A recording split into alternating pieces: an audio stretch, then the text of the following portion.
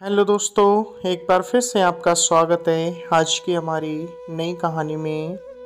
आज की कहानी का शीर्षक है बड़ों का सत्कार। ये कहानी बहुत ही इंटरेस्टिंग, बहुत ही लुभावनी होने वाली है, तो कहानी को लास्ट तक देखना है। चलिए कहानी को स्टार्ट करते हैं। प्राचीन समय की बात है, तमिलनाडु में समुद्र के किनारे एक गांव में नारायण स्वामी रहता था। उसकी पत्नी की बहुत पहले मृत्यु हो गई थी। उसके 3 पुत्र थे। घर में धन वैभव की कमी नहीं थी, पर उसके पुत्र बहुत आलसी थे। वे कोई काम नहीं करना चाहते थे। नारायण को इसकी चिंता रहने लगी। उसने सोचा, मैं बूढ़ा हो रहा हूँ, इनकी माँ भी नहीं है। अब मैं बेटों का ब्याह कर दूँ। ब्याह के बाद हो सकता है कि इन पर जिम्मेदारी आए तो इनका काम काज में मन लगे। उसने तीनों बेटों का ब्याह कर दिया। संयोग की बात है कि उसकी तीनों बहुएं भी झगड़ालू और कामचोर निकली। ना तो वे घर की साफ सफाई करती, ना दरवाजे के बाहर रंगोली बनाती, ना ही उनका मन खाना बनाने में लगता। बढ़िया सांभर की क्या कहूँ। वे अपने ससुर को समझ भी नहीं पा रही थीं और ना ही समय से दही भात तक खाने को ना देती। उनका मन बस सजने संवरने और खुद की केयर करने में लगता। अच्छे कपड़े गहने पहनना, बालों में गजरा लगाना और पैसों को फिजूल खर्च करना उनकी आदत थी। नारायण ये देखकर चिंतित रहता। इसी चिंता में वह धीरे धीरे बीमार रहने लगा। जब तक उसे खांसी आती, वह घर के बाहर बैठा खांसता रहता। तीनों बहुएं उसकी सेवा करने में आनाकानी करती। तीनों बहुएं अपने पतियों से कहने लगीं कि इस बूढ़े को घर से बाहर ले जाओ, रात भर खांसता है, हमें नींद नहीं आती। नारायण के बेटे अपनी पत्नियों के कहने में आ गए। उन्होंने अपने पिता को गांव से दूर एक सुनसान मंदिर में पहुंचा दिया। अब घर में जिसके जो जी में आता वही करता। उनकी देखा देखी गांव के और युवकों ने भी यही किया। धीरे धीरे गांव में छोटे बच्चे, कुछ नवयुवक और नवयुवतियां ही रह गए। कोई बूढ़ा ना बचा। जो बड़े थे वे भी बड़ा कहलाने को तैयार ना थे। गांव में अब दादा दादी नाना नानी कोई नहीं रहा। कुछ ही दिन बीते थे कि समुद्र में तूफान आया। गांव तक लहरें आ गईं। गांव में कोई बड़ा ना था जो बाढ़ से बचने के उपाय बताता। सबका बहुत नुकसान हुआ, तबाही मच गई। लोग दाने दाने को तरसने लगे। बच्चों को तरह तरह के चर्म रोग हो गए। गांव के नवयुवकों को उन जड़ी बूटियों का पता नहीं था जिनका लेप ऐसी अवस्था में शरीर पर लगाया जाता था। इधर घर में खाने को कुछ न होने से नारायण के घर की बहुएं रात दिन एक दूसरे से लड़ती रहती। घर में रोज के लड़ाई झगड़े से तंग आकर तीनों लड़कों ने परदेश जाकर धन कमाने की योजना बनाई।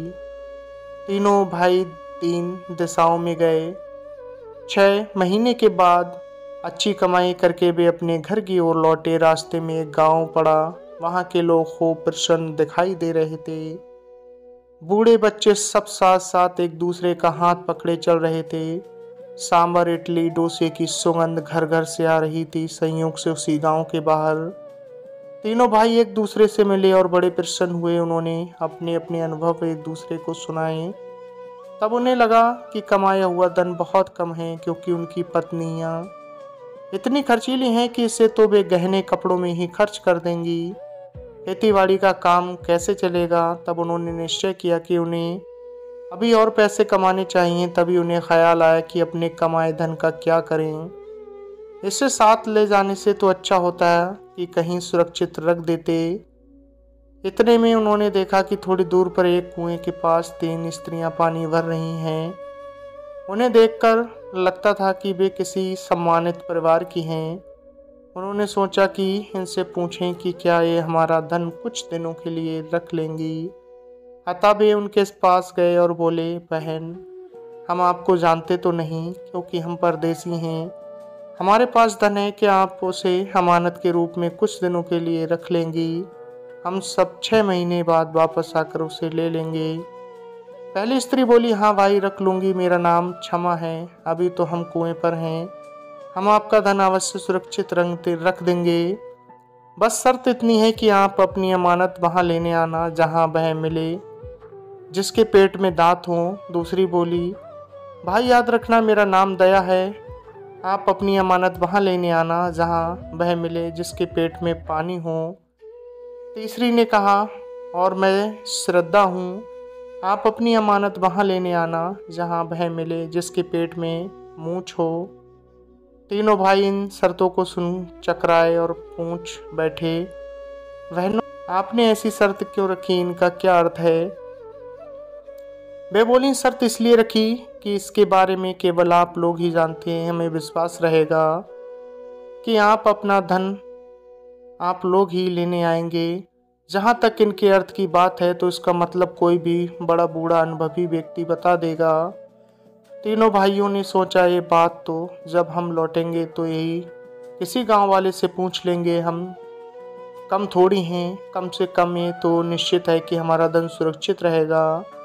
अभी तो धन कमाने चलें। तीनों खुशी खुशी स्त्रियों के पास धन रखकर चले गए।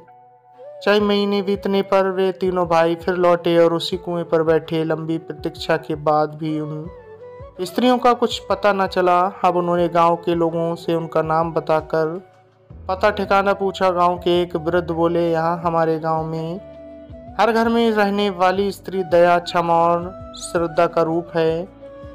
सब में इतनी क्षमा है कि कोई चोर के पकड़े जाने पर भी उसे चोट नहीं पहुंचाता। सब में इतनी दया है कि कोई भिखारी हमारे यहाँ से भूखा नहीं लौटता। और श्रद्धा तो हमारे गांव की हर स्त्री में है, क्योंकि वे सब अपने से बड़ों का आदर करती हैं, उन्हें सम्मान देती हैं। अब तुम बताओ कि तुम लोग किसको ढूंढ रहे हो? तीनों इस बात को सुनकर हैरान हो गए। तब उन्होंने वे शर्तें दोहराई जो उन स्त्रियों ने उन्हें बताई थी। वृद्ध बोला, ये बात तुम्हें अपने बुजुर्गों से पूछनी चाहिए, मैं इसके बारे में कुछ नहीं बता पाऊंगा। तीनों भाई उदास होकर अपने घर की ओर चल पड़े।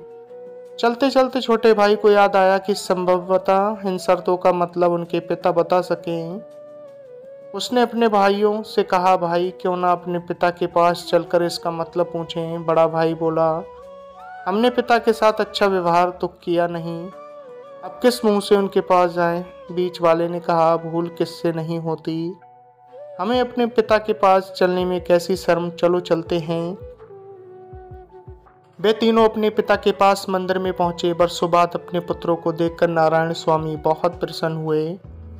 लड़कों ने अपने आने का कारण बताया। तीनों शर्तें सुनकर उन्होंने कहा कि ये जानना तो बहुत सरल है। उस गांव में जिस घर में आम, नारियल और अनार के पेड़ हों वहां जाओ। जिसको स्त्री ने पेट में पानी होने की बात कही वह नारियल के पेड़ वाले घर में चला जाए। जिसको पेट में दांत होने की बात कही वह अनार के पेड़ वाले घर में चला जाए।